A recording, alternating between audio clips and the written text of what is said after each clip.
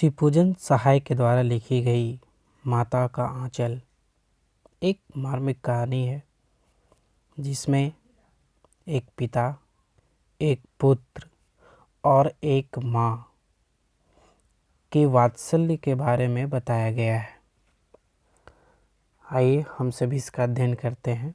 माता का आंचल, जिसे शिवपूजन सहाय ने लिखा है। इनकी कहानी एक तुक से स्टार्ट होती है। आइए उसको सुनते हैं। जहाँ लड़कों का संग तहाँ बाजे मृदंग, जहाँ बुढ़ों का संग तहाँ खर्चे का तंग। आप लोग भी देखते होंगे, घर में 2-4 जब बच्चे जमा हो जाते हैं तो हमेशा धमा चकौड़ी, हल्ला गुल्ला, शोरगुल होते रहता है। पर जहाँ बूढ़े होते हैं, खांसते रहते हैं, कराहते रहते हैं, उनके साथ खर्चा ही रहता है। यानी कि दोनों, लड़कों का एक अलग ज़िंदगी है, बूढ़ों का एक अलग ज़िंदगी है। इसलिए शिवपूजन सहाय ने बताया है कि जहाँ लड़के रहते हैं, जहाँ लड़कों का ग्रुप होता है, वहाँ बाजे मृदंग का मतलब हल्ला गुल्ला, शोरगुल, और जहाँ बूढ़ों का ग्रुप होता है वहाँ खर्चे ही खर्चे हैं। आप भी अपने घर में अनुभव करते होंगे कि ये सब चीज़ होती है, यानी प्रैक्टिकली आप अपने हाउस में भी देख सकते हैं। कहानी आगे है। हमारे पिता तड़के उठकर अर्ली मॉर्निंग निपट नहाकर पूजा करने बैठ जाते थे। हम बचपन से ही उनके अंग लग गए थे। हमारे पिताजी अर्ली मॉर्निंग में उठ जाते थे, नहाकर पूजा करने बैठ जाते थे, और हम बचपन से ही उनके साथ में थे। एकदम एक साथ हमेशा रहना, खाना पीना, उठना बैठना, सब कुछ। माता से केवल दूध पीने तक का ही नाता था। बस माँ के पास गया, दूध पिया, और वहाँ से फिर पिताजी के पास। इसलिए पिता के साथ ही हम भी बाहर ही बैठक में सोया करते थे, बैठ की बाहर हॉल में। वह अपने साथ ही हमें भी उठाते और साथ ही नहला धुलाकर पूजा पर बिठा लेते। मतलब जो कुछ पिताजी करते थे वो हमें भी नकल करने का प्रयत्न करवाते थे। हम भभूत का तिलक लगा देने के लिए उनको दिक करने लगते थे। दिक मतलब परेशान। भभूत का तिलक, वो जो माथे में लगता है, भभूत एक प्रकार का राख होता है, उनको लगाने के लिए हम उनको परेशान भी करते थे। कुछ हंसकर, कुछ झुंझलाकर और कुछ डांट कर वह हमारे चौड़े लीलार में, लीलार बोलते हैं फॉरहेड, ललाट, माथा का सामने वाला हिस्सा में त्रिपुंड कर देते थे। त्रिपुंड का मतलब होता है एक प्रकार का तिलक होता है जिसमें ललाट पर ट्रायंगुलर और अर्धचंद्राकार रेखाएं बनाई जाती है। वैसी टीका वो अपने माथे पर लगाने के लिए पिताजी को बार बार कहते थे। और हमारे लीलार में भभूत खूब खुलती थी, मतलब बहुत अच्छा लगता था। सिर में लंबी लंबी जटाएं थी, एकदम शिव भगवान के जैसे। भभूत रमाने से हम खासे बम भोला बन जाते थे। एकदम लगता था कि वास्तविक में एकदम बम भोला, एकदम शिव शंकर ही हैं। पिताजी हमें बड़े प्यार से भोलानाथ कहकर पुकारते थे। पिताजी हमें भोलानाथ कहते थे। असल में हमारा नाम भोलानाथ नहीं था, हमारा नाम था तारकेश्वर नाथ। हम भी उनको बाबूजी कहकर पुकारा करते, और माता को मैया। जब बाबूजी रामायण का पाठ करते तब हम उनकी बगल में बैठे बैठे आईने में अपना मुंह निहारा करते थे। कभी आँख, कभी नाक, कभी गाल, कभी होंठ, ये सब देखा करते थे। कभी मुंह बिचकाते थे। आईने में आप लोग भी वैसे करते होंगे। जब वह हमारी ओर देखते तब हम कुछ लजाकर और मुस्कुराकर आईना नीचे रख देते थे। वह भी मुस्कुरा पड़ते थे। ऐसा आपके साथ भी होता होगा घर में। पूजा पाठ कर चुकने के बाद वह राम राम लिखने लगते, और उनकी एक रामनामा बही भी थी जिसमें हर दिन उनका काम था 1000 बार राम नाम लिखकर उसे पाठ करने की पोथी के साथ, पोथी बोलते हैं पुस्तिका को, जिसमें रामायण हो गई या बहुत सारी पत्रिकाएं हो गई जो धर्म से रिलेटेड हैं, उनके साथ बांधकर वो रख देते थे। फिर 500 बार कागज के छोटे छोटे टुकड़ों पर राम नाम लिखकर आटे की गोलियों में लपेटते और उन गोलियों को लेकर गंगा जी की ओर चल पड़ते थे। देखिए, 1000 बार राम नाम जो लिखते थे उसे पोथी के साथ बांध कर रख देते थे। फिर से 500 बार राम नाम जो लिखते थे उसे आटे की गोलियों में लपेटते थे और गंगा जी की ओर चल पड़ते थे। और उस समय हम भी उनके कंधे पर ही विराजमान रहते थे, यानी कि कंधों पर ही हम बैठे रहते थे। जब वह गंगा में एक एक आटे की गोलियां फेंककर मछलियों को खिलाने लगते, तब भी हम उनके कंधे पर ही बैठे बैठे हंसा करते थे, उनके साथ ठिठोली किया करते थे। जब वह मछलियों को चारा देकर घर की ओर लौटने लगते, तब बीच रास्ते में हम क्या करते पता है? जो पेड़ों की झुकी डालियां होती थी उस पर बैठ जाते थे और पिताजी हमको बिठाकर झुलाया करते थे। इतना आनंद लगता होगा ना। आप भी ऐसे इमेजिन करो, आपको भी मज़ा आएगा। कभी कभी बाबूजी हमसे कुश्ती भी लड़ते। वह शिथिल होकर, यानी कि थोड़ा कमज़ोर होकर के, शांत होकर के हमारे बल को बढ़ावा देते और हम उनको पछाड़ देते थे। यानी कि पिताजी जानबूझकर हारने की कोशिश करते थे, क्योंकि उनका जो शिवपूजन सहाय हैं वो जीत जाते थे तो इनको बहुत खुशी होती थी और वह उतान पर जाते थे। उतान मतलब पीठ के बल लेटना, और हम उनकी छाती पर चढ़कर खूब नाचते थे। जब हम उनकी लंबी लंबी मूँछ उखाड़ने लगते, तब वह हंसते हंसते हमारे हाथों को मुँह से छुड़ाकर चूम लेते थे।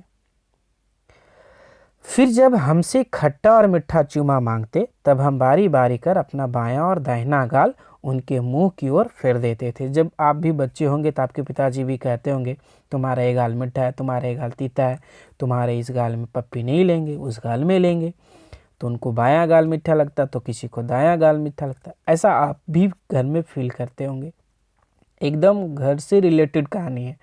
सिर्फ ये है कि शिवपूजन घर के साय की कहानी है और आप अपने घर में भी इसे इमेजिन कर सकते हैं। बाएं का खट्टा चूमा लेकर जब वो दाहिने का मीठा चूमा लेने लगते, तब वो अपनी दाढ़ी या मूछ हमारे कोमल गालों पर गड़ा देते थे और हम झुंझलाकर फिर उनकी मूछ नोचने लग जाते थे। इस पर वह बनावटी रोना रोने लगते और हम अलग अलग खड़े खड़े खिलखिलाकर हंसने लग जाते थे। कितना अच्छा लगता होगा ना। उनके साथ हंसते हंसते जब हम घर आते, तब उनके साथ ही हम भी चौके पर खाने बैठते।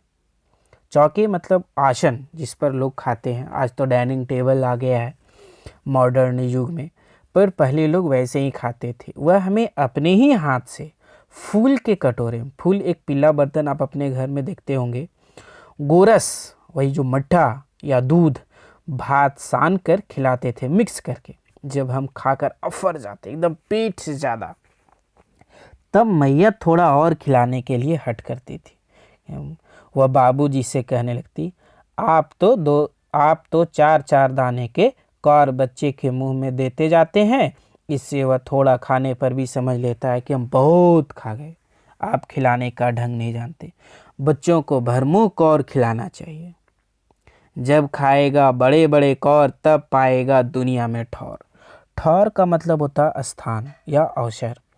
तो उनकी माँ का कहना था, शिवपूजन सहाय की माँ का, कि जब मेरा बच्चा अधिक खाएगा या बड़े बड़े कौर खाएगा, कौर मतलब वो जो हाथ से हम लोग उठाकर खाते हैं, तब हष्ट पुष्ट बनेगा, बलशाली बनेगा और तब दुनिया में इसे स्थान मिलेगा, कब मजबूत रहेगा।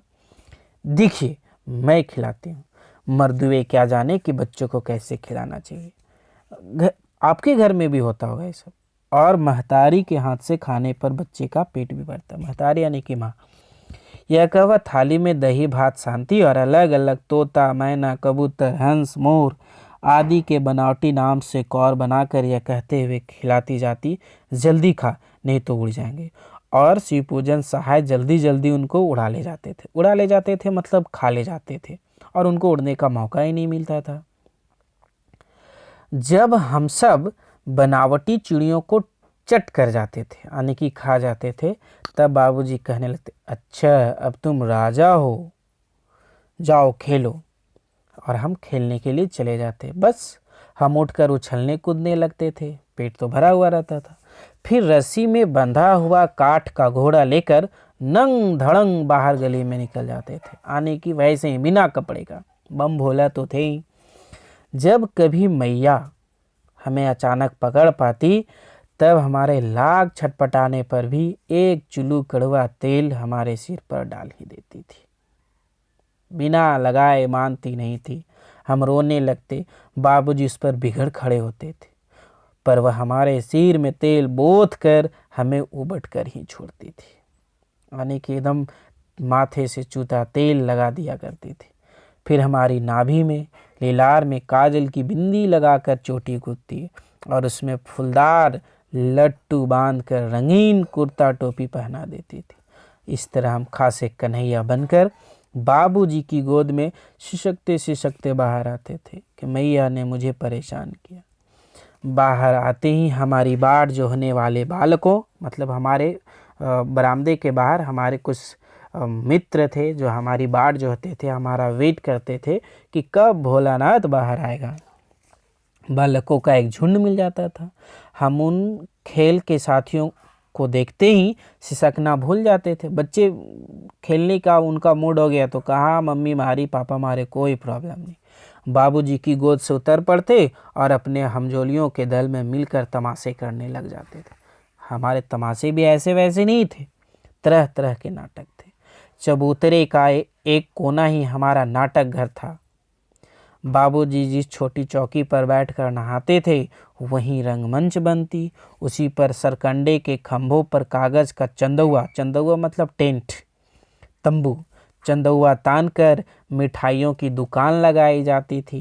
वास्तविक रियली शॉप नहीं, वास्तविक दुकान नहीं। देखिए क्या करते हैं, उसमें चिल्लम के खोचे पर कपड़े के थालों में ढेले के लड्डू, पत्तों की पूरी कचौरियाँ, गिल्ली मिट्टी की जलेबियाँ, फूटे घड़े के टुकड़ों के बतासे, ये सब आदि मिठाइयों से वो सजाई जाती थी दुकान। झूठ मूठ का। घर में भी देखते होंगे बच्चों को खेलने के लिए आजकल प्लास्टिक के छोटे छोटे कढ़ाई तो क्या क्या आते रहते हैं। ढिकरों के बटखरे रहते थे और जस्ते मोटे कूट के छोटे छोटे टुकड़ों के पैसे बनते थे। हम ही लोग खरीदार भी होते और हम ही लोग दुकानदार भी। कभी कभी बाबूजी भी आकर खरीद लिया करते थे। थोड़ी देर में मिठाई की दुकान बढ़ाकर मतलब बंद करके हम लोग घरौंदा बनाते थे।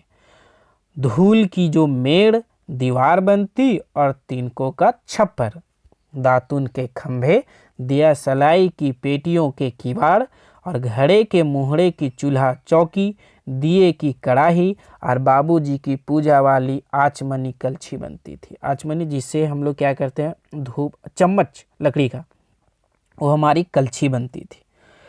पानी के घी, धूल के पिसान और बालू की चीनी से हम लोग ज्योनार तैयार करते थे। ज्योनार यानी कि भोज, खाने का प्रबंध। हम ही लोग ज्योनार भी करते और हम ही लोग ज्योनार भी बैठते थे। जब पंगत बैठ जाती थी यानी कि लोग एक लाइन में बैठ जाते थे हमारे ग्रुप के बच्चे, तब बाबूजी भी धीरे धीरे से आकर पाँत के अंत में यानी कि लाइन के अंत में जीमने के लिए यानी कि भोजन करने के लिए बैठ जाते थे।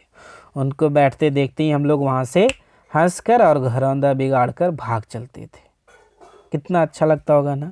वह भी हंसते हंसते लोट पोट हो जाते थे और कहने लगते कि फिर कब भोजन होगा भोलानाथ, और ऐसा कहकर हम लोग वहाँ से फिर भाग जाते थे।